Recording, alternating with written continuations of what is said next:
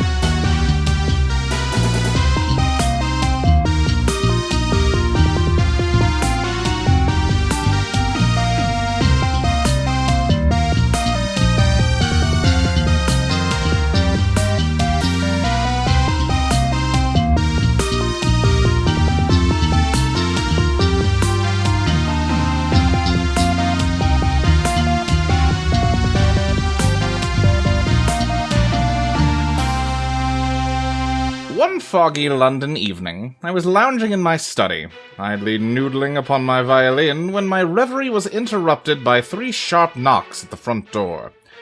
I'd not even the time to rise up from my repose before the man outside started banging again, declaring himself a member of the Queen's Guard. I rushed to the door, and sure enough, my stoop was overcrowded with soldiers. They barked at me to hurry into my finest suit, as I'd been called to the audience of Her Majesty the Queen.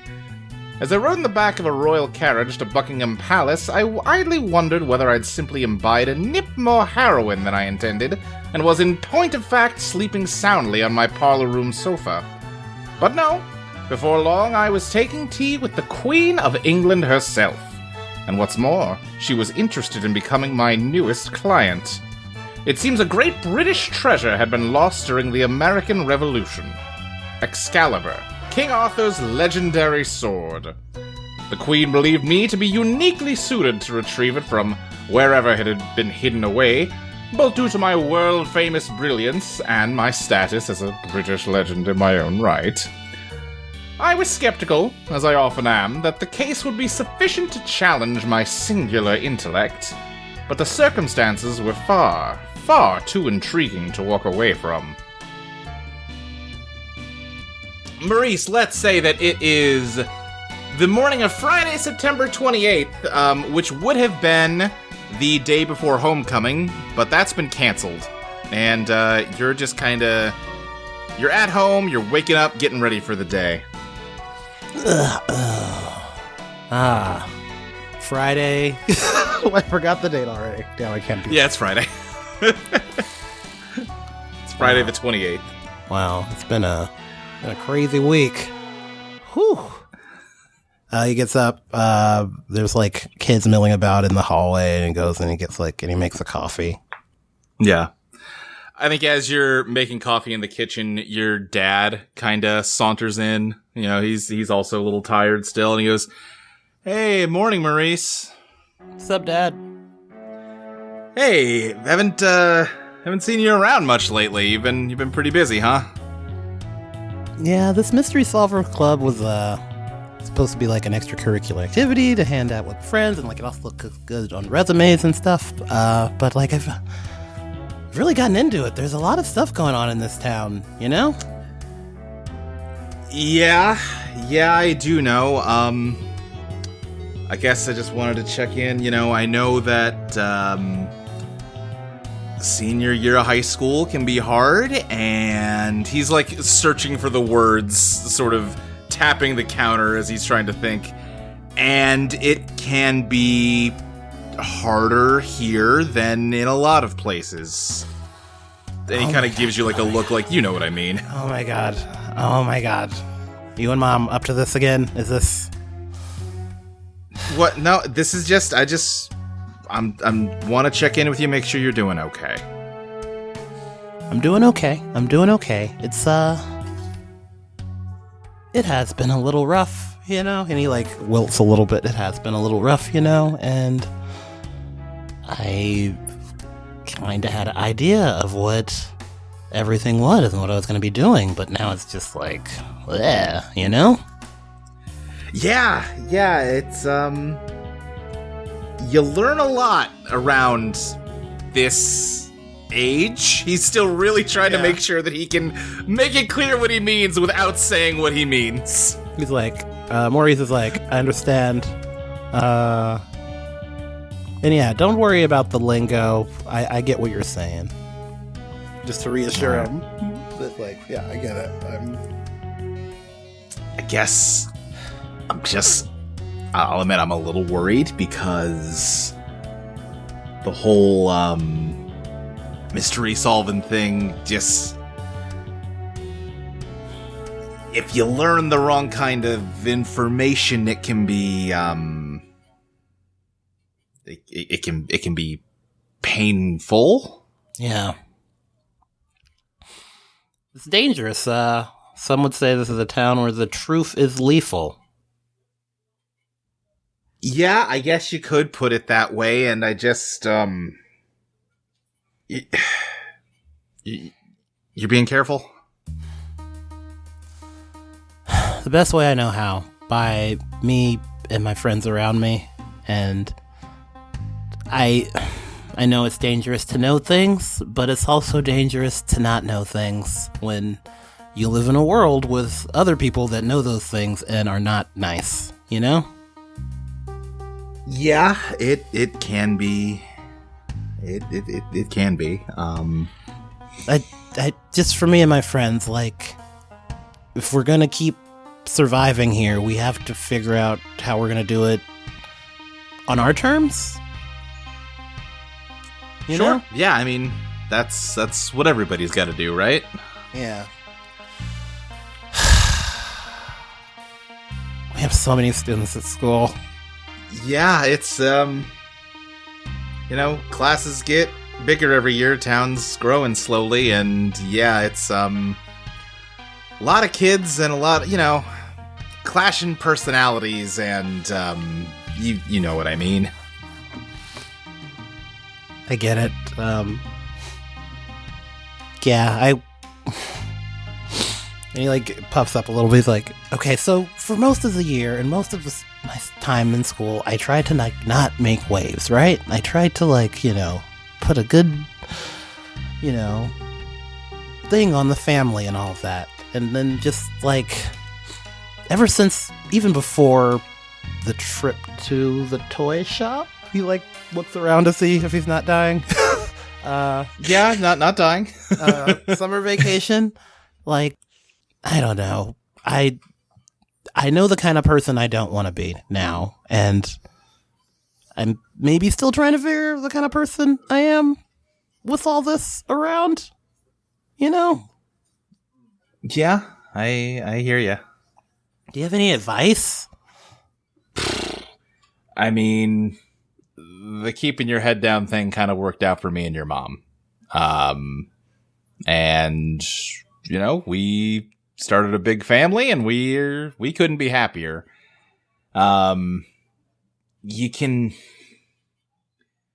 It's tough when you're still in high school, but that won't be true that much longer, and you can kind of be as involved as you want to be with, difficult people. If you just learn to step away from people that cause you problems, you can avoid a lot of heartache. Well, bad choice of words, but you can avoid a lot of issues if you just go with the flow. Go with the flow. Pick your battles. Okay. As long as you're aware, I think the time of me avoiding battles is over.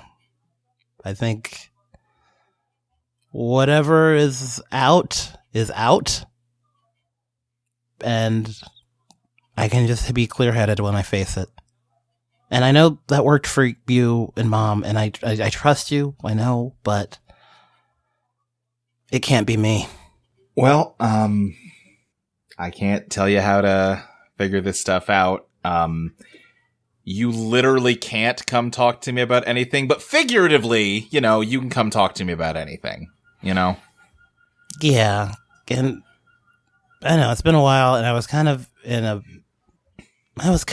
off for a bit, and I maybe... Yeah, and, me and your mom both, we decided best way to handle it was just to kind of step back and let you figure it out on your own, because, how else can you go about it, right? Yeah. Oh. Thank you for that? That's weird. Yeah. That's weird to thank your parents for not... but you haven't been weird since all of this, and I don't know. I think there's probably enough weird stuff going on with you right now that you don't need us making it weirder. I go in and I give him a hug, and I'm just... Yeah, he hugs you back, and I think your little sister kind of comes up and says, "You're both dead! I poisoned the coffee!" and runs away. I mime like I'm dying. Yeah. And a little bit after that, you get picked up by Bob along with everyone else to head to school. Since she's not really out, Casey has changed a little bit how she looks, but enough that it can be waved away with she was always punk. So sure. She's not wearing a Ramones shirt, she's wearing a Talking Heads shirt, actually. Sure. And she's wearing jeans like usual and her leather jacket, but she has her nails painted black, and she has a little bit like eyeliner under and over the eyes, enough to be like, oh, that's that weird punk shit, but still being able to feel more feminine. Flannery will be very happy that you changed to a different band. Yeah, she gave me the shirt. It's good. Out of character, I'm just realizing now that I'm trying to feminize my voice, it's going to be a lot harder to tell when I'm out of character talking. Yeah, It's like half the people on this show just don't do a voice. You're fine. I guess not. You can pinpoint the weeks I really tried doing feminization training, and season 1 of Eidolon, there were 3 weeks that it sounded great, and now I was like, this is too much fucking work. All right, sorry. I got everyone distracted. You're fine. You're good. So overall, what's the plan here? You know a little bit about the killer that's currently at large. Meanwhile, Maurice obviously has some plans of his own party-wise at the roller rink. But you don't have a hot trail per se. So, I think I touched on this a bit during Bob's scene with Haley during the downtime. But Bob's come to the conclusion that, okay, if this has been going on for a long time, probably, they might be able to pick something up by going to the cemetery and meditating, because everybody there lived in this town, Right. So maybe there's something there. Yeah, okay. That's... I think Haley is in, sure, why not mode now. Right. Yeah, I think they would at least invite Casey and Maurice if they want to join them. Right. Yeah. So, Bob, would you say at this point you're focused more on, the big picture mystery and less on which of your classmates murdered the drama teacher? Absolutely. Okay. Bob is looking into, what... So, the goal is to figure out what the deal is with the rock, and I think... And Bob's thinking the best way to get to that is sort of indirectly by trying to figure out stuff about the history of the town. Yeah, I think Haley has probably come to the same conclusion that, sure, they could try and deal with each individual situation as it comes up, but if they just win, then it won't matter. They don't have to deal with it. Right. Yeah, no, that makes sense. That makes sense. If I was King Arthur, I would simply win. I would simply win. Just get crowned King of England. Everything's good. Yeah. Casey, for her part, doesn't want to investigate this murder in any way that would get her more in trouble with Further in trouble, yes. So she's kind of just laying low, sticking by her friends, and expecting that whoever this killer is, if maybe this was some sort of self-defense. We don't know. Sure. Maybe the teacher had threatened them in a way or not. But if they come for them, she's like just waiting for the killer to do the move against the mystery club instead of actively trying to find who it is. Okay. Yeah. Maurice likes and encourages this attitude in everyone, but he is absolutely still looking for that killer. Well, Maurice, I was going to bring up, throwing a party with the whole senior class there seems like possibly a good way to, pick up some gossip, maybe get a lead or two. Yeah. So your party might have a secondary purpose. But yeah, many okay. irons in the fire. So it's a tapping his nose thing. No. Then in that case, we can, go to the graveyard after school. I don't think... I'm going to say the Dairy Queen that the ska club hangs out next to the cemetery all the time has not been built yet in 1979. Is there anything near the cemetery? What all is near the cemetery? This is going to be the same road that the hardware store and interior design store that like you had the fight against Flannery's Eidolon with a million years ago happened on. That's probably a mile or two down the road. There is sort of a thicket of trees behind it. I would say it's sort of like on a street corner. There's a vacant lot where that Dairy Queen will one day be. Around the corner and like down the street, there is a like cheap motel, and across the street is a small shopping center. There's a movie theater in the shopping center and like a drugstore and stuff. Okay. Yeah, where you can get ice cream. Yeah. Yeah, this intersection has ice cream vibes. I don't know what that means, but yeah, Bob, you have a prophetic vision of one day people enjoying blizzards here. What's a blizzard? I don't know. I feel like Dairy Queen existed in 1979. I just think this Dairy Queen didn't. Well, no, I was just referring to the fact that you could get ice cream from drugstores sometimes. At the drugstore, right. Oh, yeah. I could see through time people were putting candy in ice cream. The decadence. Dairy Queen was founded in 1940. All right. Maurice turns on Boogie Wonderland. It's a little bit colder and he has a dilly bar. Yeah. So we head into the graveyard. Okay, yeah. I mean, it is a graveyard. If you're trying to meditate here, I guess go ahead and give me a dredge, and you've got one biz, correct? Okay, I do want one additional bit of flavor. Yeah. Bob's not necessarily going to focus on this particular grave, but it's a spot in the graveyard that Bob is familiar with, and blizzards weren't included into Dairy Queen until 1985. All right, no blizzards yet. Okay, Fabby. But it is a spot in the graveyard that Bob is familiar with and kind of comfortable around. It's in front of one of those like kind of like two gravestones stuck together thing where like a couple was buried together. Yeah. And it reads Robert Sr. and Sarah McGovern. Oh, I see. So, yes. Okay. Yeah, so Bob's going to kind of set up shop there. And I'm gonna dredge. And right. Thanks to the downtime, Bob now has a biz of 2. Oh, 2 biz now, I see. Yes. I think Haley has brought a flashlight, but is kind of like cupping her hand around it to like direct the light beam so it's not just shining everywhere. Well, I must say, we I'm do this at imagining night? it's like 6 o'clock. You don't necessarily need a flashlight to see. Oh, okay. All right. Yeah, I don't think Sun's we're trying going to do this down, at but it's midnight. still light out. All right, good point. In that case, so drawing 2 for biz. You've got the Hierophant, you discover something, or the Devil, you get what you want at a price you can't afford. Well, the Hierophant feels appropriate.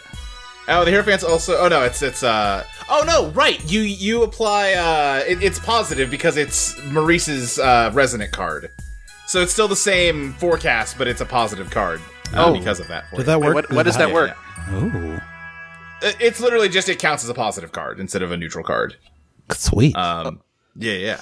Wait, why do I'm genuinely confused. Like, I'll take when the you positive. dredge the undertow now, you get everybody's resonance count as positive and everybody's dissonance count as negative. Okay. Oh, when did that happen? Yeah, I just looked at that. Like 2 or 3 months ago, and I've just been forgetting to enforce it. I forgot we made that rule change. I see. Okay. All right. Sweet. And I remembered when I was updating the rule book. Yeah, okay. Yeah, I'll take it. Hierophant. Okay, so tell me a little more in detail what you're looking for as you reach out to the vibes of this graveyard. I get the basic idea, but yeah. So I'm trying to figure out, like, okay, how many bodies here are from people who had Eidolons, and what is sort of the general nature of them? Like, how do Eidolons typically manifest in this town? Because it seems kind of random so far. Okay, I would say, most of the graves here, you can sense that the person buried their head in Eidolon when they were alive. And it goes back, like you said, this has been going on a long time. The oldest graves here there's sort of like a faint sense that you're getting from them. As far as how they manifest, I'm not sure if you're picking up a pattern there, really. In fact, I would say basically all of them seem... The vibe you're reading off of each of them seems unique. You know what I mean? Yeah. Maybe I would say that if you're noticing sometimes family members buried together, there is sometimes, but not always, sort of a similar vibe from them. Like there is maybe something familial that has some sort of influence on it. But otherwise, yeah, there's not really any rhyme or reason to it. It just sort of seems like each person's got their own thing going on. So the familial thing does kind of track with what we kind of knew about Flannery and her dad. Yeah. I kind of want to pursue this line of thinking, because it's not just like we're already at Bob's parents. Yeah. And I'm assuming the rest of the crew also has family members in here. Casey's family moved here recently, right?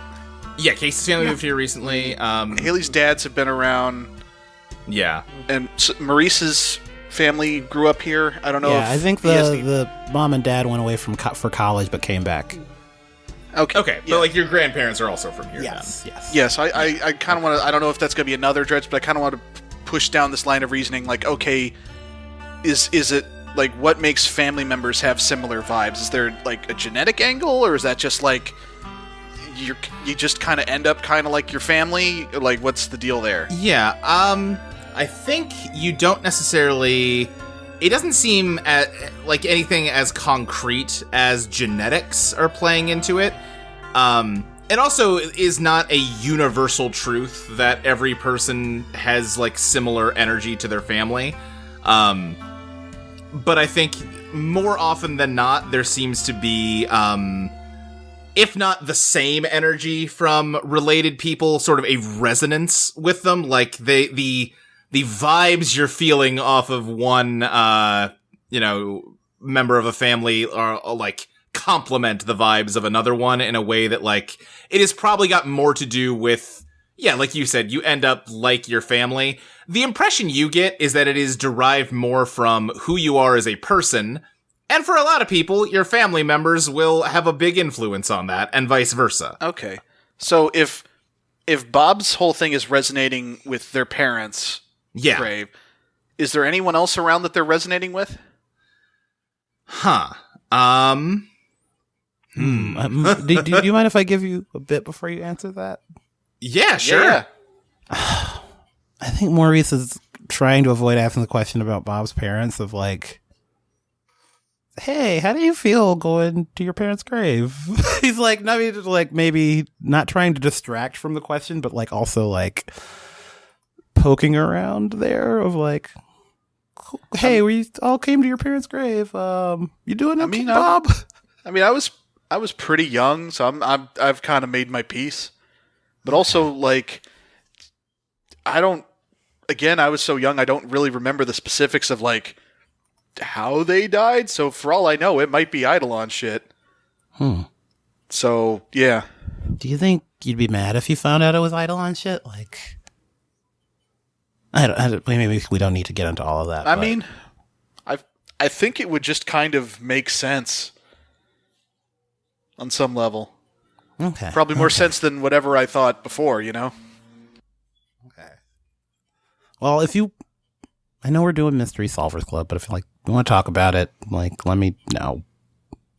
Oh no, I'm good. I'm good. Okay. Don't worry. Okay, cool. So as far as other people in the graveyard you're resonating with, Bob, is there something you're fishing for here, just to help me out with how I answer this? Honestly, I'm just sort of spitballing random questions. Just kind of casting lines. Yeah. Then is there something? This is just weirdly dumb. Yeah. Let's dig into Maurice kind of being material in his understanding of things. It's like, are there any rocks here that seem like the rock that was underground? Like, is there any kind of like, maybe choice in minerals or sentiments where you could be like, oh, this also came from where this came? I'll tell you what. Let's wrap up Bob's thing, and then I'll have you roll and investigate. Okay. But Bob, I would say that. Well, let me ask you this. Your parents grew up here. What about your grandparents? Are they buried here? That's a good question. I'm going to go ahead and say yes. Okay, then I would say that you sort of find their graves, and there is sort of like a almost a diminishing returns as you're sort of feeling around the vibes here, where your parents are about equally similar to you and to their parents, but you are not as close to your grandparents in vibe-wise as you are to your parents. Okay, that makes sense. That makes some sense based on how our limited understanding of how this works. Yeah, like there's changes and sort of mutations is like too scientific of a term to apply to it, but like it seems like everyone, diverges slightly from the people they're related to, and that sort of that change snowballs over time. Okay, got it. And then, Maurice, why don't you go ahead and give me an investigate? Okay, let me bring up the investigate questions again. And you've got how much genius? 3 genius. Okay, so you have got the chariot, justice, and strength. So neutral, positive. Okay. Looking in the rock and stuff and looking at the soil and like how old all of this is and kind of like cross-referencing it, I'm going to go, what poses the biggest threat is positive. Wait, no. Okay. I want the positive one. What weaknesses can I exploit? What weaknesses can you exploit? Okay. Then, I think as you're investigating the soil and the sort of stone here, both like of the ground and sure of the gravestones too. Maurice, you are no geologist, but none of this looks anything like the stone that the sword is buried in underground. Wherever that stone came from, it is a long way away. Maybe Britain? Again, you're not a geologist. All right. Okay. And the other two, I want to be justice, what happened here recently, and strength, what's hidden here. So for what happened here recently, let me think. What did happen here recently in this graveyard? Or actually, I can specifically. What complications should I be wary of from this graveyard? What complications should you be wary of? Okay. I think you are sort of in the, you're kind of on Bob's wavelength. You're kind of sensing the vibes, the flow of energy here. And for some reason, you are finding yourself drawn to a vacant plot where there is no grave. And you feel like there is just something about this spot, but you don't know what it is. All right. I go with, hey, This grave right here, I think. And then lastly... Well, again, there is no grave here. It is just, like, it's a spot that, like, will be a grave someday, probably, but there's nothing there right now. And yeah, lastly, what's hidden here? And what's hidden here? What is hidden here in this graveyard? I think, and this is maybe not a mind-blowing revelation, but as you sort of, like, pick up a handful of dirt in your hand and kind of, like, let it sift through your fingers, not only does it not look like what that rock was made out of, it doesn't look like what the walls of the caves and tunnels down there are made out of. And you suspect, and again, you perhaps already suspected this given how you got there in the first place through a magic portal. Although that place feels underground, it does not seem like it is made of the same stuff as the ground up here is. It seems like it is a different place. Alright, I convey all that. I'm like, alright, none of the rocks or stuff down there look like what we see here. I think that's like a full-on alternate dimension type deal. Or it's so deep that it's different rocks. Huh. You know, I've been thinking, if we really want to know who that killer we encountered is, we should go back into the undertow from here. No, that's... I don't want to go back there. You do have the work whistle, you can get out twice. We have a get out of jail free card with that. I don't want to do that unless we have to. I agree with... Fair enough. What I'm saying is, Bob is able to sense, they call them vibes, of the people here. And relatives can be similar to each other. The person who's doing this probably has a relative who's in here. Oh. And we all sensed what they were like when we were in that cavern system. Oh, yeah. Yeah, okay. All right, yeah, everybody get in. Hands together. Let's do this. And yeah, let's dredge. I don't know if Bob should be Haley lead this one? Yeah, I just want to give someone else a turn. Okay. Should Haley, I? what's your bizarre? Should I draw in as well? You probably should, yeah. I feel like I'm using my Eidolon now, so. Yeah. I'll give you the Vanguard, the Virtuoso, or the Conductor. Okay. I will do the Conductor. Okay. Have we done Conductor with you yet? Yes. Okay. I'm pretty sure. The gravity one. Right. No. That's the Vanguard. Conductor is my Eidolon warps reality around me by changing the weather to match my mood. It is the Earth. It is the Earth Eidolon. Yes. So I think right now Haley is kind of serious and pensive. So they're not like dark clouds surrounding, but they are sort of heavy and it's kind of foggy up there. Mm-hmm. And yeah, I guess I will draw 3 biz. Okay, that got you the sun, the star, or the hermit. So positive, neutral.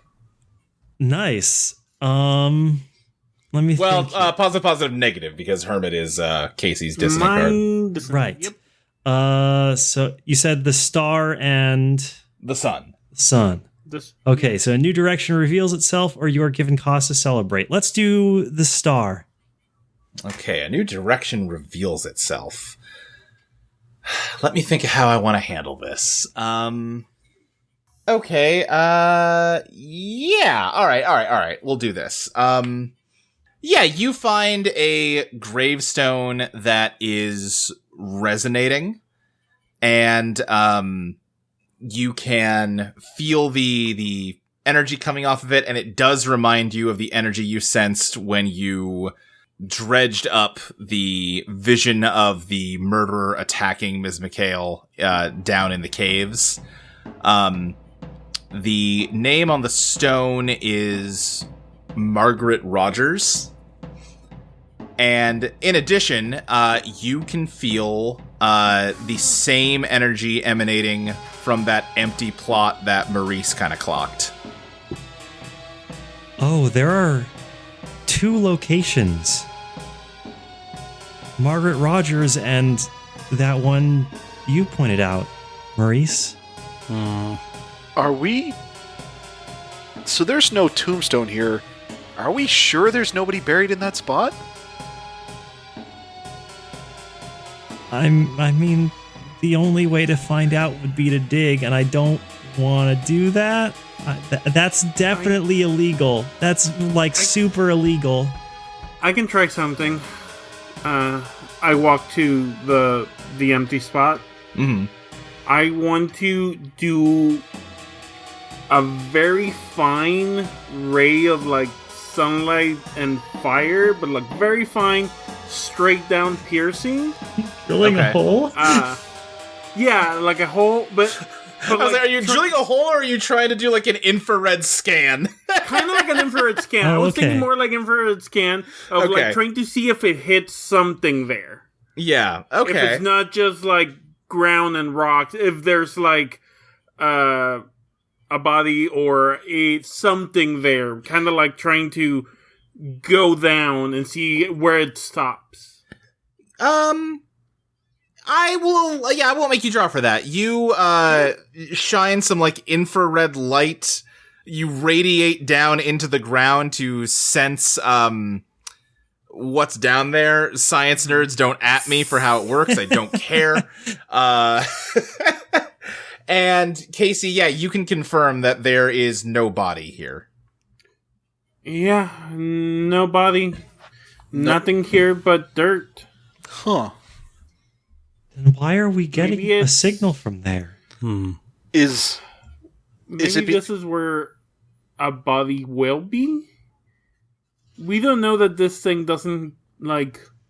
We don't know that this whole thing, everything she, like, gestures, adheres to, like, the laws of time. I mean, if we're talking about, like, the mystical sword and the stone, there's probably some destiny stuff going on, right? Possibly. Like, maybe some of this is preordained? Maybe the... And you didn't see any kind of object either? Because, I mean, Bob's Eidolon is... I mean, they're shoes. If someone else had an Eidolon like that, maybe it could survive them. Maybe it was buried here. Casey, unless the Eidolon is a rock, no. Yeah. All there's there is rock and dirt, so... Maybe someone undid it. They made it so it never happened. Or maybe it hasn't happened yet. Hey, I'm just saying, don't look at me like just because I watched Doctor Who doesn't mean that my time travel theory is wrong. Real quick question. Just had this thought because Haley's a conductor. Is Boogie Wonderland doing anything in the graveyard right now? Is Boogie Wonderland out? Or I think Maurice has been keeping it not out because they are in a graveyard and he's spooked about what's going to happen. He's trying to be really tough about it, but it's going to be spooky. Oh yeah. Oh, I guess I could use. If you want to draw Biz to turn it on, you can. He's like, okay, yeah. We're not desecrating anything. Anyway, Boogie Wonderland. What is your Biz? 2. The Wheel of Fortune or the Lovers? That is my resonant and my dissonant at the same time. Great. Well, luckily that doesn't matter for this, but you know. Oh no! Now I got thinking like, wait, which one is your resonant and dissonant? Okay, doesn't matter. I think the Lovers is Bob's dissonant. Okay. Yes. And 2 paths reveal themselves versus... You're at the mercy of the fates. Mercy of the Fates is fun. I got enough XP. Let's do the Lovers. Let's go to the Lovers. Lovers, alrighty. You're faced with 2 paths, then I think Boogie Wonderland begins to manifest, and the, like, director one kind of floats up to you as, all right, Maurice, baby, what's the tenor for this scene? Are we going for sort of a serene, solemn graveyard thing, or more of a spooky zombie Holocaust type deal? I think if I can interrupt for just a second to add to this, I think as this is happening and Haley's contemplating the idea that this is representing some sort of future destiny death, that she's feeling more pensive and like a sort of dramatic chill wind blows across them. Because I gotta tell you, the weather effects sound great for Zombie Holocaust. I think Maurice, feeling a little scared with all the stuff going on, it takes a deep breath and the wind like the trees go harder and he breathes out and the trees go so it's going to be a windy, spooky thing. A lot of solemn reveals is what I'm going for. I can't say this to the director, but I'm thinking, you know, in Back to the Future where he goes to the grave and he's like, no! Yeah. That kind of energy. Yeah. Okay, then in that case, the director's like, all right, got it, let's go, boys! And the graveyard gets very quiet, like the sound of wind sort of goes away, and then you hear, like, dramatic violin music.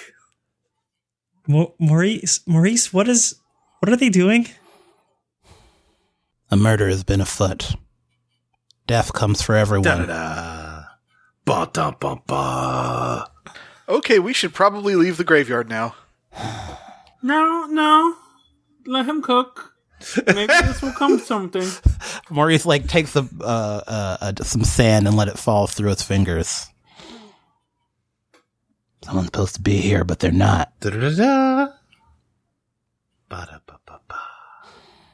Okay, maybe it is. I was about to say no. Because he like he holds it there, and he's like, I truly think someone has altered the path of destiny or whatever, or just brought someone back to life. Their power was, they said a word and they were able to use someone's power against them, right?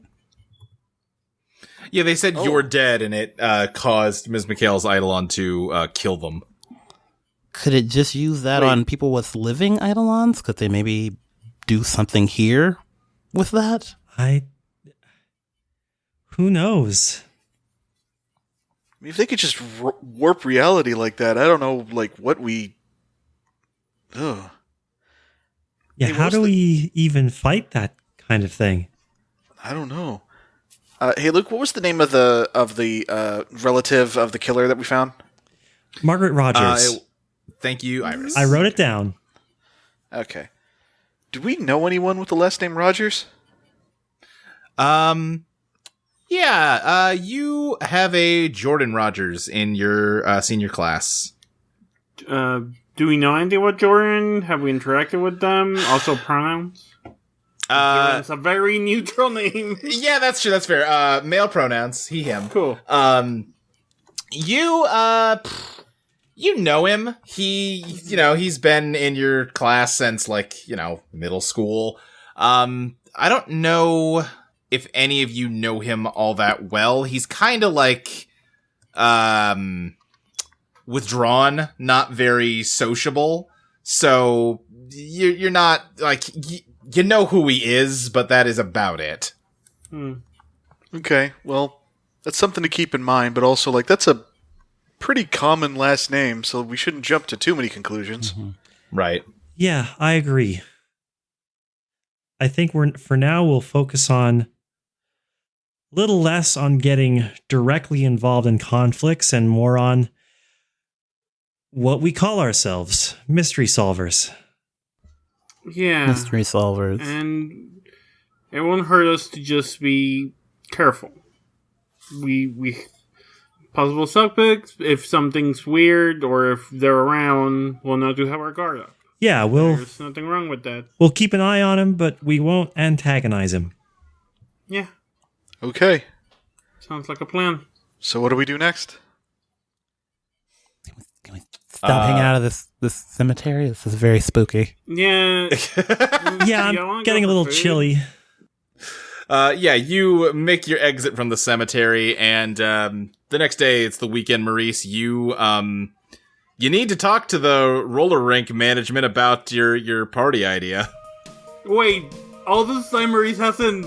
I assume Maurice would already had all this set up and ready to go. He's No. He's planned it, but yeah, no. I think that includes planning. Let him roll. Let him pull for this. Reveal your master plan. I'm gonna keep that in the back pocket. I could always reveal my master plan. That's the thing about Eidolon, the game. You've had a future vision that this party is gonna go well, but you need to, go through the motions of getting it set up here. Okay, I go there. New Eidolon episode where Luke makes our characters do their taxes. Yep. Up soon. Hey, who's the man? Do I know who's on who's management or anything? Or do I guess I can just walk in and be like, hey, hi there. Well, hi. It's like a 19-year-old, like basically your age, but working the counter. How can I help you? Hi, I'm Maurice. What's your name? Oh, my name's... That's a great question. Didn't mean to do that. I forgot that you have to come up with it. No, it's fine. It's fine. It's a normal question to ask a person when you meet them, obviously. Why is this just Burger Pants from Undertale? I'll get ready to Normally, make... I go by the ghost that eats crows, but this is technically a different character now. How dare you? That's what that sounds like. I'll This get is ready to totally make different more vibe. notes. Man, my name's Dennis. Dennis, Hey, Dennis. Like I said, I'm Maurice, and You here to skate? yes, eventually. Well, yeah, I gotta get you checked in, get your shoes. I can rent you some skates, or do you got your own? What if I said I was bringing a couple of friends? Well, that's fine. They'll have to check in and rent skates What if too. I said a couple of friends? I mean my entire graduating senior class. Well, I'd have to check with the fire marshal to know what we're allowed to have in here. Cool. Sweet. Excellent. Also, like, I don't know, can we, like, close it down so it's just like the high school class here? Or, like, That sounds above my pay grade, man. okay, then, like, who's above your pay grade? Well, I guess my boss, by definition. What's your boss's name? Well, do you want to talk to him? Yes, of course. All right, sure. 1 second. I'll go get him for you. And, he, just kind of, like, lumbers off towards, like, a back area which is, like, some offices that you can kind of see, like, down a hall.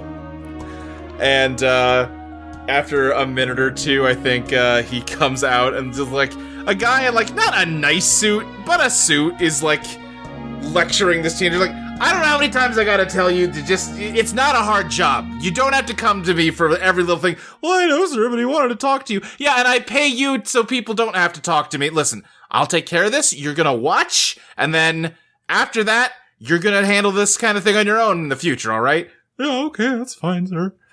Yeah, hi, yes, hello. How can I help you?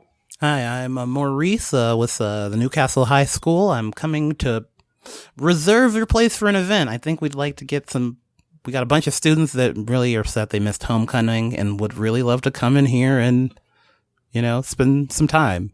Yeah, absolutely. We would love to reserve the space for an event. He kind of like gives a glaring look at Dennis. That's one of the things you do here. One of the things we do here. And he kind of like slips behind the counter and is like flipping through a book. All right, what date did you have planned for this? Looks like we can get you in anytime after October 15th. October 15th? Could we do... Maybe it's just because he still has fucking Halloween vibes, but a tiny Boogie Wonderland pops up as a toy skeleton. He's like, if we did a Halloween-themed one, can we... the 31st? You want Halloween? Yeah, I think we got Halloween open. Yeah, we can do Halloween for you. Sweet. Awesome. Also, like... I think Boogie Wonderland is still active because that's how conductors work now. And I think the music in here is just, like, gotten louder and, like, the bass has been boosted. And that's all they're really doing right now. But that's my retroactive explanation for why this man shouts even at you. Good. Actually, No, I'm trying to think. Is there a way I can use the fact that I can dazzle him? What do you want to try to convince him of? For what reason? No. I don't want to use Boogie Wonderland to make him into this. Like, right, you want to stick Boogie Wonderland to him. Yeah. By dazzling him, yeah. He said, yeah, and not just this. I'll tell you what, he says, all right, Halloween, we can get you penciled down now. We will need a $100 deposit, and people will have to pay, to get in at the time. All right. I know that is your line of business. That's how you make your money. I don't want to stand in the way of that. That's true. I'm a roller rink owner. But if I could put this forward, if you cover it, you are going to have what you're putting forward better be a $100 bill, my You're friend. going to get repeat visitors. Hey, can I review my master plan? Yeah, I think I'm going to review What's my your master plan, and as I'm doing it, I am convincing him that we can pay the 100, we can cover the hundo, but no individual fees, and he gets I don't know, most food sales. We can barter over food sales, but no at the door cost.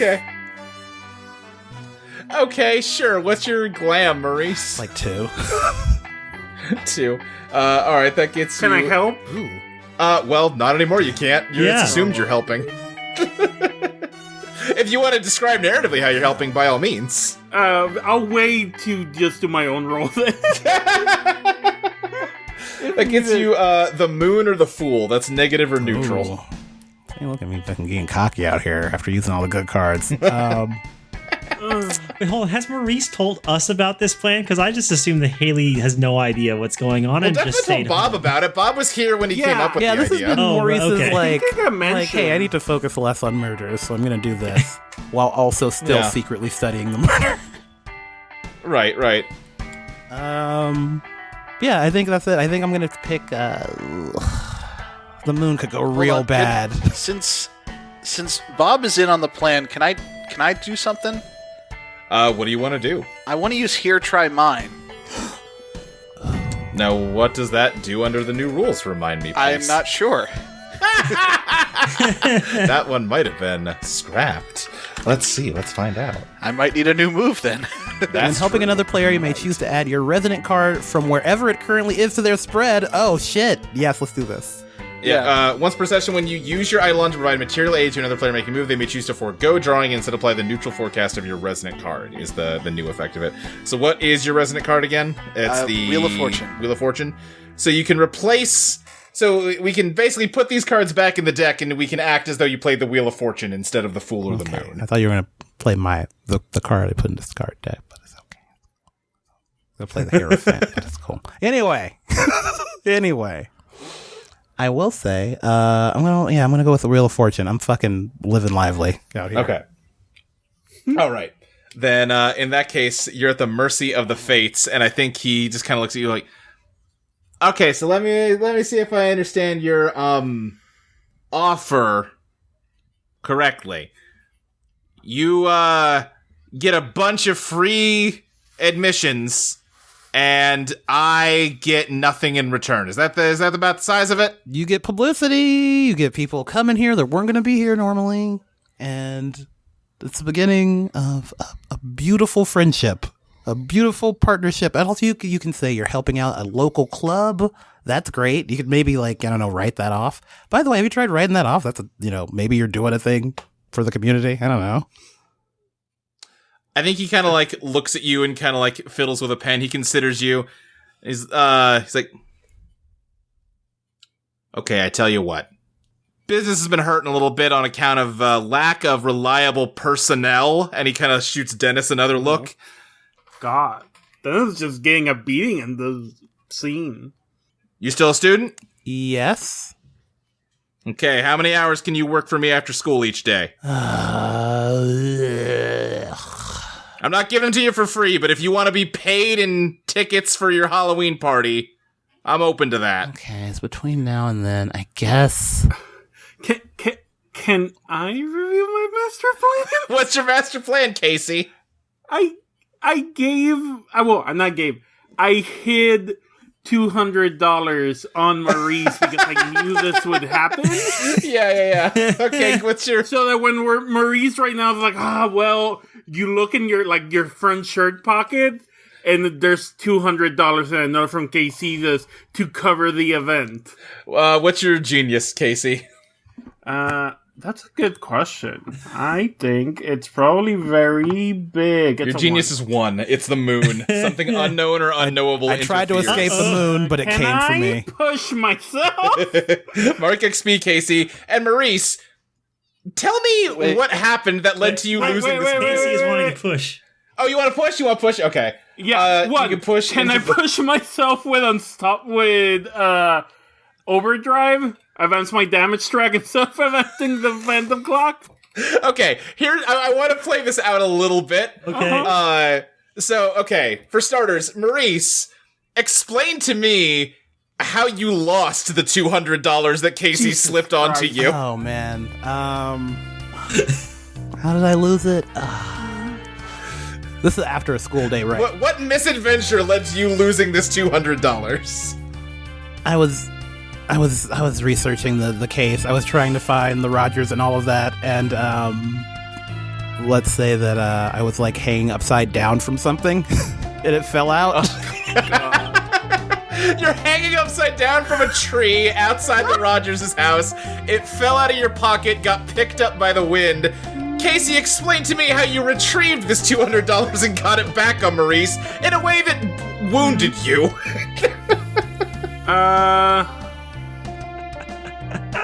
My first instinct is say I jump in front of a car to grab it. Yeah, that's also what I'm thinking. Shit, I'm fine. Yeah. You got a little bit hurt. Yeah, you're outside the roller rink. You got a bit of a limp right now, Yeah, but you know. I think the thing is, I had put it in a little like pink envelope, like a small little pink envelope, and I see the pink envelope floating, and I see a car, and I just like jump. Yeah. I think Haley is like, you're sort of Haley's helping you, giving you a shoulder. Yeah. Then in that case, yes, you successfully planted $200 on Maurice, that as you're kind of like, oh, this guy's kind of got me over a barrel, you realize you've got a little pink envelope in your pocket, Maurice. Oh, hey, by the way, new deal, counter deal, he puts the envelope on the desk and pushes it toward. What if I just pay in advance? I think he looks in there and it's like, oh, there's $200 in here. Yeah, you know what? I kind of like you, kid. You're in. All right, I'm glad Sure. I could make a sale. I go to make a big, cool handshake. All right. Halloween, 8 p.m. Halloween, 8 p.m. Love doing business with you. Thank you, and thank you for supporting Mystery Solvers Club. Tell your friends. I don't know what that is. Oh, you will. They all will. They all will. I doubt it. Maurice, I think it's time to go. Also, I really gotta teach you about how taxes actually work sometimes.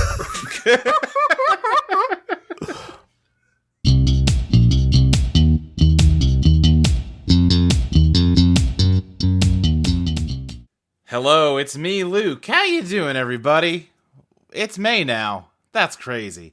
I am here to talk about our Patreon, which has nothing to do with what month it is. Patreon.com/Eidolon Playtest. I gotta stop recording these at 1 o'clock in the morning. They used to be so much more coherent when I did them. Anyway, Patreon.com/Eidolon Playtest. I said it once, but I'm saying it again. That's the website you can log into in order to pay us money, and in exchange, get things. Not tangible things. We don't have any merch. That sounds like a headache to figure out how to do. But we do give you lots of cool intangible things, such as early episodes for just $1 a month, bonus podcasts for $3 a month, GM notes from me for also $3 a month, shoutouts on this very ad segment for $5 a month, along with the current draft of Eidolon 2nd Edition, along with all the previous drafts. If you want to go back and look at the ways that the game has evolved over, draft by draft, that's a power you have as a $5 subscriber. You can also go back and get the text version of the first edition of the game, or you can head on over to our itch.io page at Reveal Your Master Plan to buy the full gussied up version of first edition. I think the nice layout and hyperlinks and form fillable PDF character sheets and all that stuff is worth the $15. But if you don't, just give us $5 and scroll through our Patreon archives. I don't care. I get money either way. I'm happy. Also, for $10 a month, you get a smattering of bonus material. One of these days, I really want to get our JoJo podcast started up again, but scheduling is hard. We're having a real hard time just staying on top of the normal season 3 recordings right now, so that'll come back someday. Hopefully. I really want it to. In the meantime, we've just been doing assorted random stuff. The season 3 soundtrack is up there if you haven't grabbed that yet. We also still have Hitman streams. We haven't done one of those in a couple weeks. We should do one soon. I gotta talk to Iris about that. I shouldn't plan Patreon content during the ad break. That's unprofessional. Is there anything else? I think that basically covers it, other than those shoutouts I mentioned. So I want to give a big thank you to these $5 subscribers.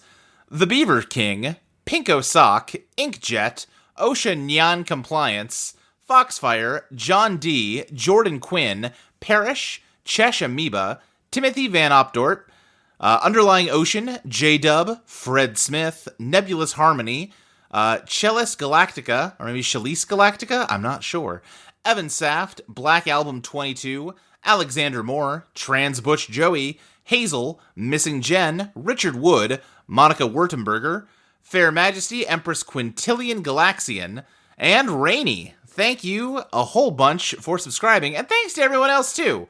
Both the $5 subscribers whose turn it wasn't today, and, even $1 subscribers. Every little bit of it helps. We appreciate it so much that people, donate to the show. If you can't afford to subscribe to the Patreon, or you just don't want to, the rewards aren't enticing enough for you, there are free ways that you can help the show out too, mostly just by telling your friends about it and spreading the good word of Eidolon Playtest. If you get just a nice white button-up short sleeve shirt and a tie and just kind of go door to door trying to sell the good word of our podcast, you won't get anything out of that at all. No one's gonna go for that. Don't do it, actually. But, maybe talk about it in Discords you're in or whatnot. That's probably a more productive way of spreading the word. Again, gotta stop doing these at 1 a.m. You can also rate and review us on Apple Podcasts or wherever else you listen to podcasts. That helps boost us in the algorithm.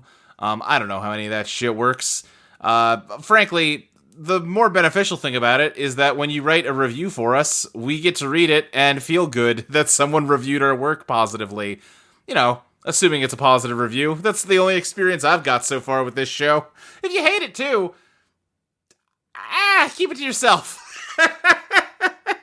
Just send me hate mail. I don't care. But, if you want to write a nice review, it does really always brighten our days when we see one of those. I think that about covers all the business we got. I don't think I got anything out of the ordinary to talk about this week. So I'm just going to let you get back to the show and away from me. Take it away, people that aren't sleep deprived.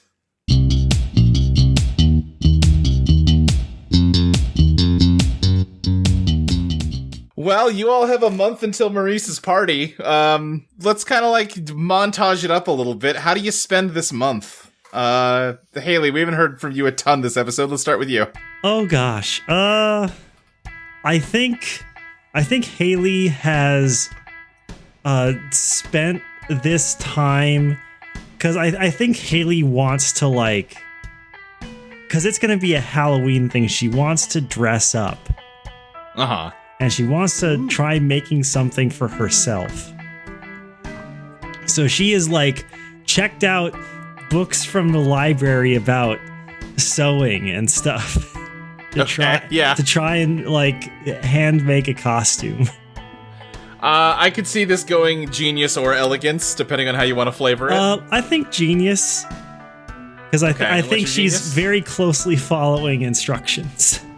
Okay, you've got 2 genius. You've got the High Priestess or the Tower. Oh.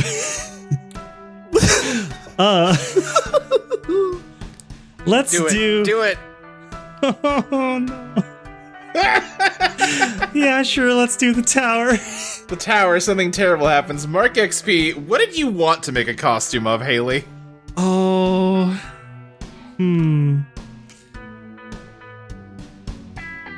I think she tried... I'm trying to think. I think she tried to make a, spacesuit. A spacesuit. Okay. Trying to think of the funniest way to ruin that, because I could just say it's a shitty spacesuit, but no. Was it like a spacesuit from something in particular? I'm just saying, the original Alien movie came out this year. The solution I've got is you actually did very well, but you did not make a spacesuit. You made a diving bell.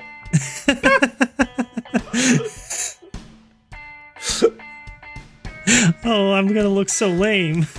It's a pretty good diving bell costume, but it is definitely like I think you finish it and you feel very proud of it, and then like Fred sticks his head in your room. Oh, Haley, great diving bell costume. What? No, it's a no. Thanks, but it's a spacesuit. Oh, like a Jacques Cousteau thing. I see. Well, great job. I think Haley kind of like blinks for a moment and then decides to like double check some of the reference books she's taken out. You meant to check out 2001: A Space Odyssey and said you got 20,000 leagues under the sea. Damn it! Oh no! Every time. If these people understood the proper Dewey Decimal System, so much pain would have been averted. Bob, how are you spending the month of October? Oh god, a whole month. You don't gotta give me everything, but just kind of, I think Bob's gonna try and spend more time with Dictionary Tim. Yeah, okay. Yeah. I think Dictionary Tim, left to his own devices, is gonna do two things: smoke weed and read the dictionary. Yeah, I think I love them. I think, and Casey can maybe join us for this, depending on how she feels. But yeah, I think Bob just kind of was just going to hang out with Dictionary Tim and smoke weed and listen to him read Dictionary to the Birds for a bit. Sure. Maybe they'll learn some new words. Right. Just well, I don't have. Let's see. Starts with K. He's just in here. He's going cab, calf, cass, cat, kaya, cad. It continues in this manner. We've done this bit already. Hey, Tim. Yeah, what's up, man? Can I ask you something? Yeah. What made you decide to start doing this? Well, I found out when I was like, I don't know, 6 or 7, little kid, that, I've learned about, like, how parrots and stuff can talk, can, like, say words and mimic stuff, Yeah? And then it turns out, like, crows can do that, too, and I thought, if you gave them enough, if you taught them enough words, then they could, like, talk to you. Oh, yeah? Yeah, so, he kind of, like, slaps the dictionary, working on it. Any of them talk to you yet?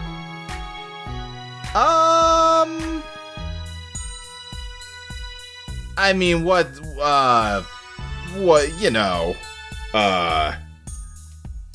depends on what you mean, I guess. I mean, convey information through spoken language? No. But I mean, I'm only like halfway through, so. Alright. Yeah, he needs to finish the dictionary. And this is an unabridged dictionary. It's thick, so I mean, they only got A through J so far. It's gonna be a while. Yeah, what type of conversation could you have with only A through J? Can't say any words that start with S yet. Also, I'm pretty sure this is the same crow every day, but it is possible it's not. And that maybe they just share the information between each other. That's definitely what I'm hoping for. Yeah. Yeah, a little crow study group afterwards. Right. Alright, yeah, sure. Keep to it. You know it. I mean, you might have better luck than, teaching them words than we've had teaching KC to roll. I provide you the weed. You take care of the rolling. That's all I'm saying. That's what we call a symbiotic relationship right there. I haven't gotten to the S's yet. I was going to say, what did you call it? Oh, the S's are gonna take so long. There's a lot of words for that. It's really, that's the thing. That's the thing about words in English, is that it's really backloaded. You got like R, S, and T all there at the end. Mm-hmm. You know, I want to add for the fans in this picture, while smoking weed here in the park, the forest, I can't remember where we are. Yeah. His backyard, he's just got some lawn chairs. His backyard. Casey is stitching up patches to a jumpsuit because she's working on her costume. She's going as Ripley because she wants a costume that's like, she knows she's going as a woman, but it's not too obvious. Sure, right. So Plausible deniability. Yeah, she's doing like the jumpsuit she wears in the movie with the patches. Now I'm just curious, Bob, you got a Halloween costume in mind? Oh, shit. You know what? I think they just go as the Speedster. They're the favorite superhero we mentioned early on. Sure. Do they just have a shitty store-bought Speedster costume? Like, yes. Or like an apron with the costume printed on it kind of deal. I was going to say, or is it a t-shirt with Sharpie Speedster's like logo on the t-shirt? Right. I think it's just like kind of it's kind of, you ever seen the 70s Toei Spider-Man? Yeah. Yes. It kind of looks like that. I have. It's kind of a weird onesie. Yeah. Okay. I get you.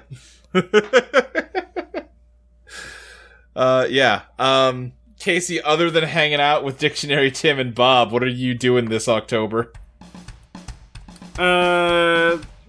She's working on a lot of things. Like, yeah, she's working on that costume, but that costume is just like buying a jumpsuit and putting on some patches, so it's not that hard. Yeah. In other ways, she's just, I don't know, she's kind of like just getting to enjoy herself and her friends. She's still like doing a little bit of her makeup every day, doing her nails. I think one day she like ironed all her hair. She has I mentioned first, she has like curly hair. Yeah. One time she ironed it down and she liked that for a little bit, but then she felt too self-conscious about it, so she went and poured water on her hair to get it all frizzy again. It was a whole thing. Yeah. I don't think she's been doing anything else. Honestly, that might be the thing. She's making sure that she's always with someone in the group, because part of her is afraid that someone will retaliate or something will happen. So she's always like, not always like spending too much time with just one person, but always like moving between the three of them, making sure that like, okay, just double checking everything's good here, and trying to play it off as, I'm just hanging out. But also in the back of her head, she wants to make sure that if anything happens, she's there. Yeah. I'm trying to decide if I want to do something with your dad here. You do it! Okay. All right. Yeah. Coward! Hurt me! Okay. By demand. Put that in the audio reel for Session award really season. just got weird. I believe that if you don't have an adversarial relationship with your friend, the GM, it's not real roleplay. Okay, then I think at some point, you're like coming home, or maybe like you're headed out, but your dad stops you and just says, "Kevin, could you come in here for a second?" See, Baba? Him and your mom are both kind of sitting there, and your mom's got kind of a weird look on your face. You're not really sure what to make of it, and your dad says,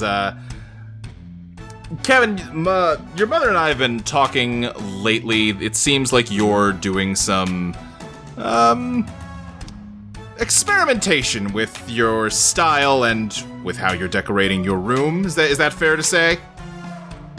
Yeah, I mean, I tried ironing it, and I just came from the shower, so it's all weird now, but I don't know. Well, your mother has been concerned that some of the things you've been doing might come off as a little effeminate. And I want you to know that I am completely in your corner, son. I explained to your mother that you are a bold young man who is confident enough in his masculinity that you can try these kinds of things without feeling threatened. Uh-huh. She nods. Mm-hmm. And he kind of just, like, claps you on the shoulder and says, so, son, do whatever you need to do to feel like the man that you are. You know what, Dad? Thank you. I will do... Yes. I will continue to express what type of man I am. I appreciate that. Good man. He kind of claps you and hugs you. Everything I do with your dad, I'm just like, what's the meanest I can be while still, like, on the surface being nice? Yeah, no, I like to imagine he has, like, a magazine with, like, glam rockers and, like, I'm getting this. I'm an ally. I get it. Right, yeah, exactly. Listen. Yeah. It's the age of Twisted Sister. I understand what's happening here. I'm going to be a cool dad. And listen, boys are wearing it longer these days. Yeah. They got makeup. When Siggy Stardust? Is that... I think that's happened already. You know, listen, I get it. Maurice, I think that just leaves... Yeah. Oh, go ahead. I was like, honestly... Kevin's feeling not the worst of Kevin. God damn it, Casey. You ever that named yourself? Yes. Casey's not feeling. I get it. God, big mood. Especially starting out. Anyway, Casey's not feeling the worst about this. It's Could not be the worse, best, but also like, you know what? Yeah. You know what? Yeah. Yeah. Maybe if they're okay with this, they'll be okay with the real thing in the future when I tell them. Yeah, keep telling yourself that. Maurice's plans are we're gonna use montage power. Absolutely. So when Dictionary Tim back in that thing was like, so cow, calf, we're gonna see Maurice going to the 4-H club saying, okay, so we're having a dance. I would really love you to, and then he says another word and he says, what was another C word? Like cans, and he's going to like the cans class. I don't know. There's like, but he's basically going to all the clubs and being like, okay, oh sure, turn out to this thing. I'm trying to drive turnout by going, and maybe making like some weird like, okay, so the 4-H club wants me to bring. They want me to go do a cow thing, so I go to Haley and like, okay, and like, you know, figure that out, or just a weird series of deals for this month of like you're doing a lot of approaching random like cliques and clubs and stuff to try to gin up interest for your partner. I'm imagining Maurice like knocking on Haley's door, and Haley opens it, and Maurice just says, Haley, I need you to tell me about cows. I need to do a cow thing. They fucking love them. They love cows. That's all they talk about. I'll also say, Maurice, you are noticing, because you're kind of, you know, paying closer attention to this, we've established. Now and then kids are, like, out sick, and if you're looking into it, like, there's, like, heart attacks happening amongst your class. Like, stuff's happening out at night and stuff that you're just not privy to, and that's really kind of giving you more motivation to really, you know, that was your stated goal, right? You want to try to keep your class together. And like also there's a little bit of from like, tearing each other also apart. There's a little bit of like feeling out like, okay, I know how our Mystery Solvers club has been like handling all the shit that's going on. Like, are like other clubs being weird about it? Or are they like, as soon as I show up, they're like, hello? And like, oh shit, no, this has gone full JoJo here. I gotcha. Yeah, go ahead and give me a glam draw. All right, that's 2. 2, that is the Emperor, you break something, or Judgment, your past mistakes catch up. Wow. Jeez, we got an episode today. Nice. Oh. Do I want to break something, or do I want my past mistakes? I'm getting a lot of bad glams. Anyway, You could push yourself. You could yeah, push. I haven't used the push recently. Let me push. Okay, that pushes the clock to 5. That gets you Temperance. You're met with an equal and opposite reaction. So I actually think in the context of what you're doing, that's a pretty positive thing. People are pretty receptive to this. People were really down that Homecoming was canceled. You know, there were people sad about, you know, drama teacher dying, whatever. But, like, homecoming, senior homecoming. You know, you're not getting a homecoming king and queen because of that. Because the janitor died and a teacher died. Come on. It's a once-in-a-lifetime event. Yeah. We can mourn that dumb old janitor anytime. We can only have homecoming once, and we've missed it. Has been the vibe for, you know, perhaps some of the more callous kids, but yeah, you're going around, people are pretty into the idea of having kind of a replacement homecoming at, the roller rink on, Halloween. Yeah, I think the fact that it's also a Halloween party is getting people that maybe wouldn't have cared about going to a homecoming dance, you know? You're really kind of nailing all four quadrants. I think one day, as you're kind of going around trying to drum up interest, you step into the chess club room after school. It's just, you know, a classroom, but they've got a bunch of chessboards out, and it is exactly the vibe you were worried about hitting, of just like, there's something off in here. Hello, everyone. I am Maurice for the Mystery Solvers Club. Greetings. I think the kind of teacher overseeing this is Mr. Greenwood, who is a math teacher at the school, and he goes, "Hi, Maurice. Are you here to play chess?" Yes. He sits down. Who's the best chess guy you got?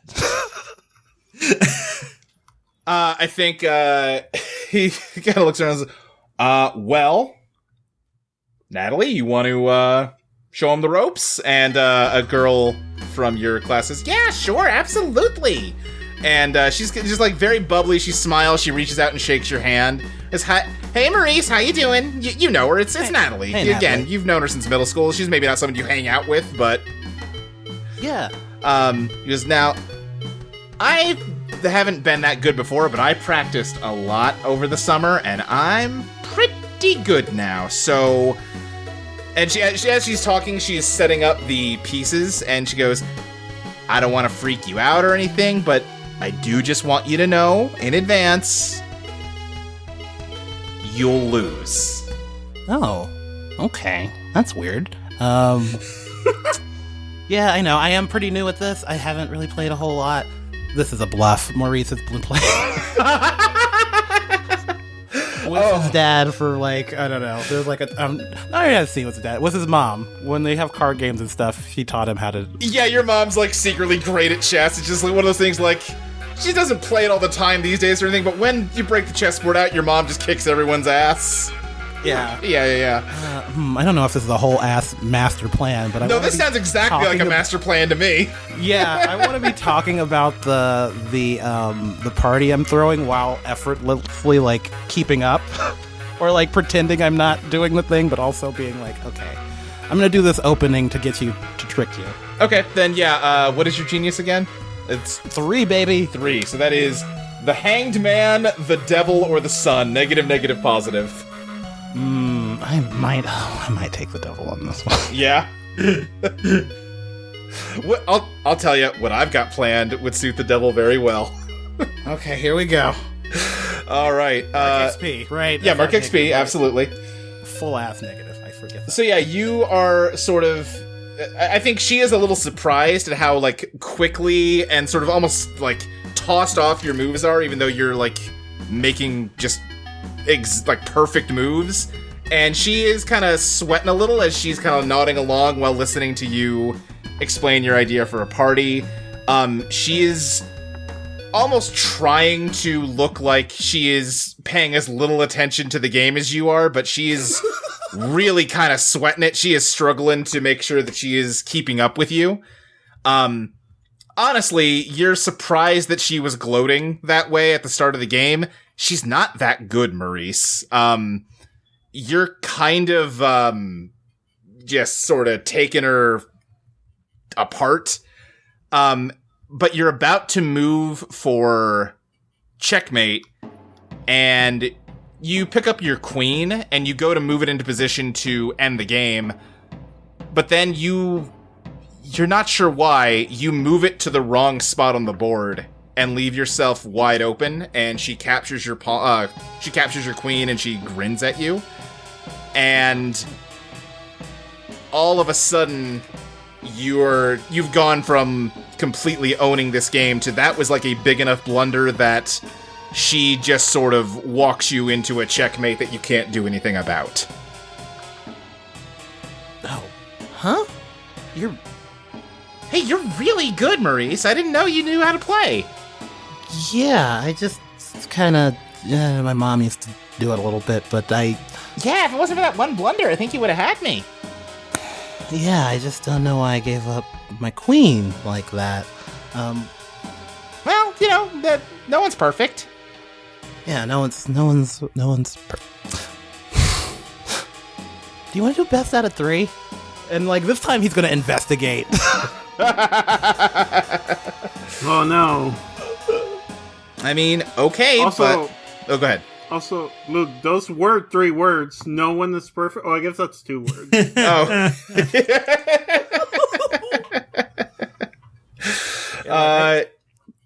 I guess I don't want to hold up the seat if other people want to be here, but also I'm just like, yeah, he's gonna investigate now because he's like, this is Eidolon shit.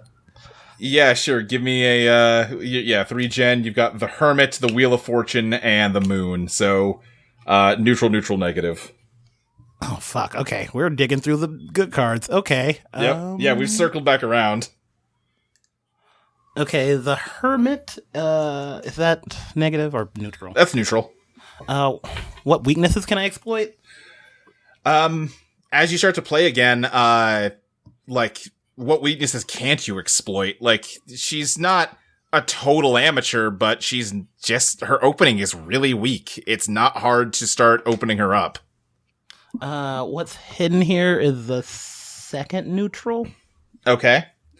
What's hidden here? As you proceed into the mid-game, you still feel like you have a strong advantage, but, you're struck by a thought, which is that when you sat down, she said, "You'll lose."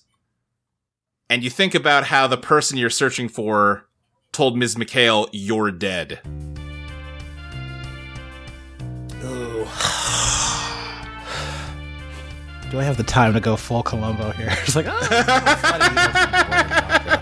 Hey, I would like to say that I have previously said that Casey is doing her best to split her time between her 3 friends.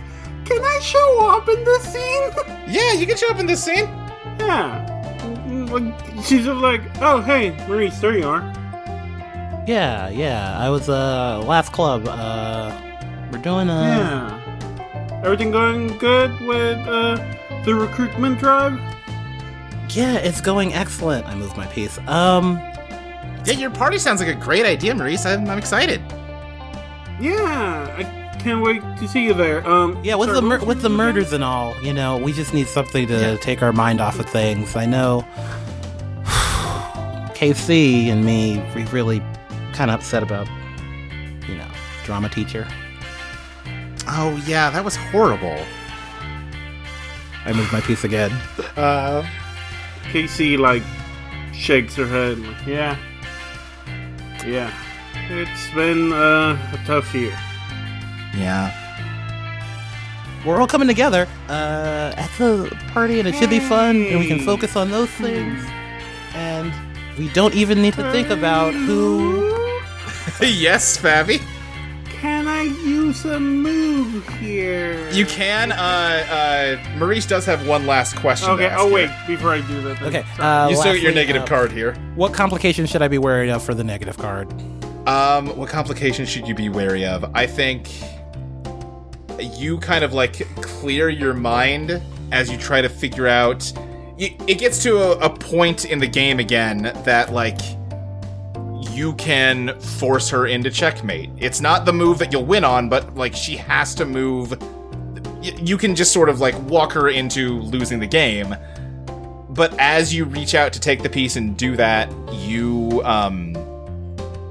everything kind of seems to slip away from you for a moment, and you look across the table at her, smiling at you, and you get a vision of something behind her.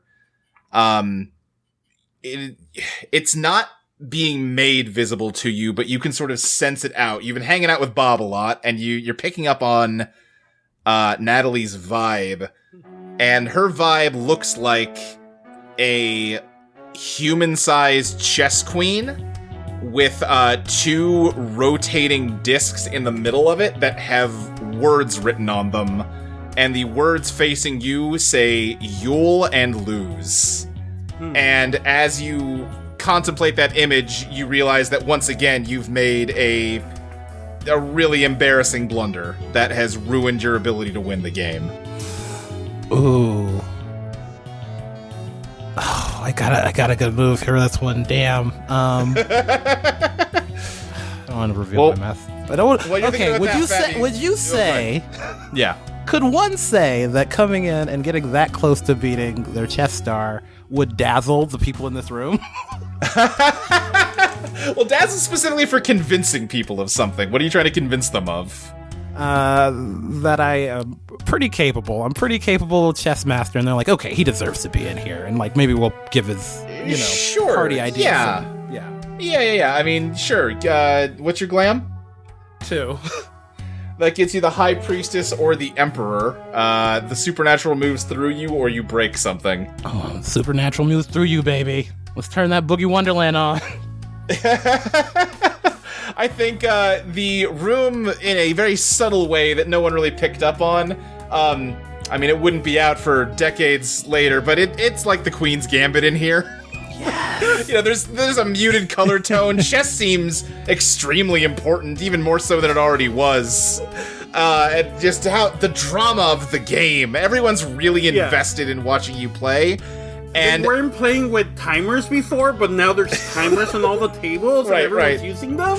And as you make that blunder, the whole room just kind of like, just like a full, like, everybody is like just like crushed that you fucked up that way. When did everyone start watching? There's something to be said for finding your match, Natalie. I guess so. I don't really know what you mean. I have not played a game of chess with someone who just managed to win at the... Wait a minute. I don't think that last move was a mistake. Can I do another reveal your master plan? I had to. You can try. That thing says you lose, but it didn't say what I lose. I played rock, paper, scissors with Casey behind my back. We just play rock, paper, scissors with me real fast. Oh, yes, I love this. Do we do 1, 2, 3, go, or 1, 2, 3? 1, 2, 3, go. 1, 2, 3, go. Okay. 1, 2, 3, shoot. Go.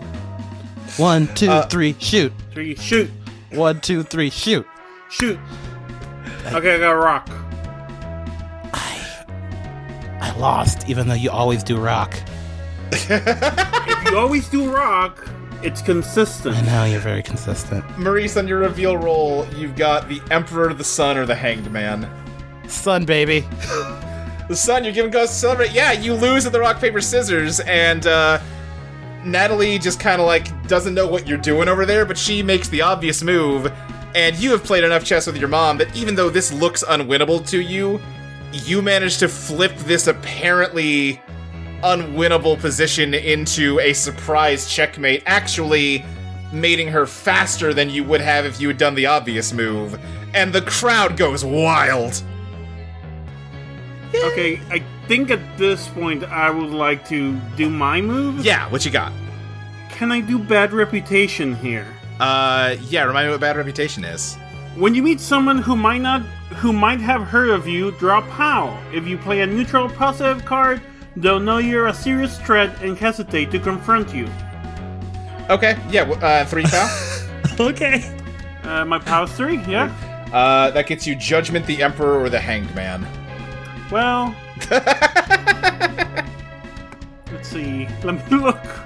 So that's negative. That is, your past mistakes catch up to you, you break something, or you're faced with an impossible choice. It was Judgment, the Hangman, and what? The Emperor. Oh, which is your dissonant, right? Uh-huh. Wait, no. My dissonant is the Hermit. Okay. You break something. It's neutral. Yeah. I don't think I can... what if I started a fight in the chess club? In celebration? Yeah! I start a fight in celebration, therefore pushing myself, therefore hurting myself with... Oh, so you're pushing yourself again? Uh-huh. All right, great. Using... Yeah. What's after fresh? Because I was invigorated, and then I was a fresh. Then you're down to winded. I'm at winded. Yeah, I think maybe someone says something about Maurice or says that it's a lucky break, and I'm gonna get into a fight with these chess guys. Okay. Maurice is trying to recruit people for a party. Listen, this is about reputation and safety. The hand of God has decreed the party's going to go off without a hitch. Well, you drew the magician, you achieved the impossible, so... So it's a positive card. I think positive. I think these fucking chess nerds are immediately cowed by anyone with any arm strength whatsoever.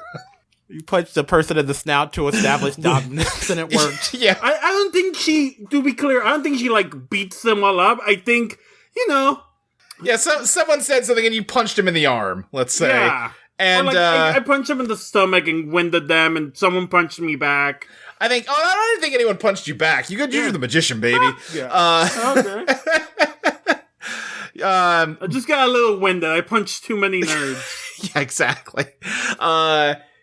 Okay, then yes, between Maurice's shocking chess skill, which beat Natalie, who has been undefeated so far this year, and you just being very intimidating, Casey, the chess club is in awe of how cool you two cucumbers are.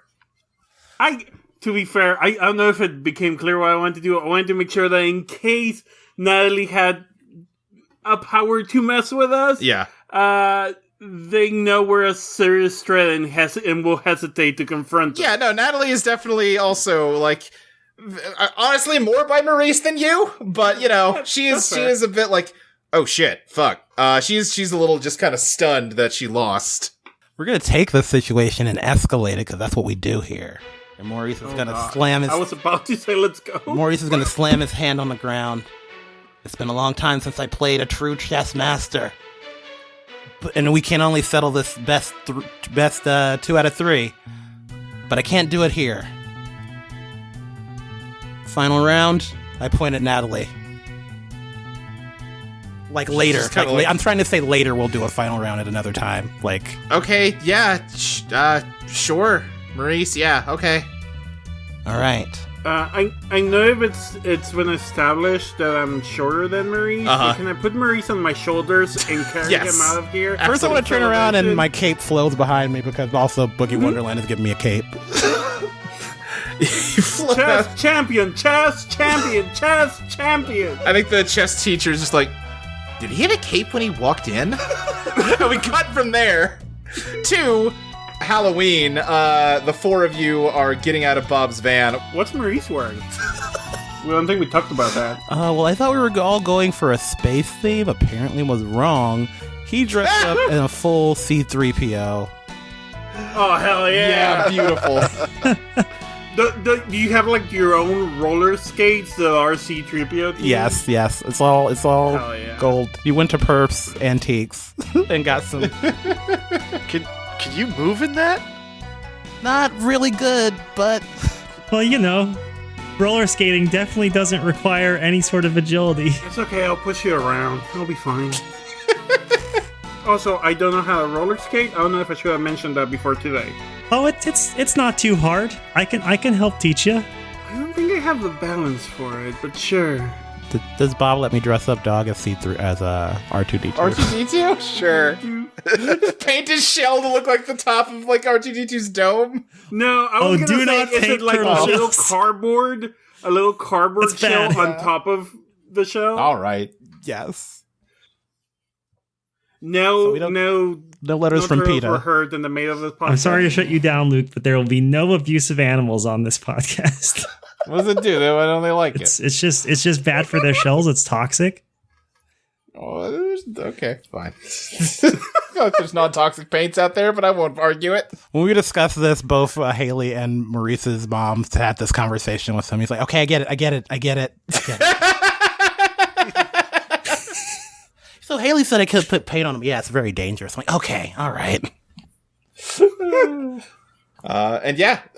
You're dressed up, and you head into the roller rink.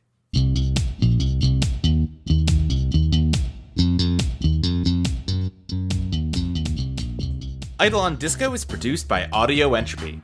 You can find us at audioentropy.com as well as patreon.com/EidolonPlaytest. You can follow us on Twitter at EidolonPlaytest. You can follow Ty at Serious Tyberius, Iris at Stilts the GM, Fabby at Fabby_Garza, Mike at Mike Loves Rabbit, and me, Luke, at SSJ Speed Racer. Eidolon Disco will be back in 2 weeks on May 15th for Patreon subscribers and May 22nd for everyone else. See you then!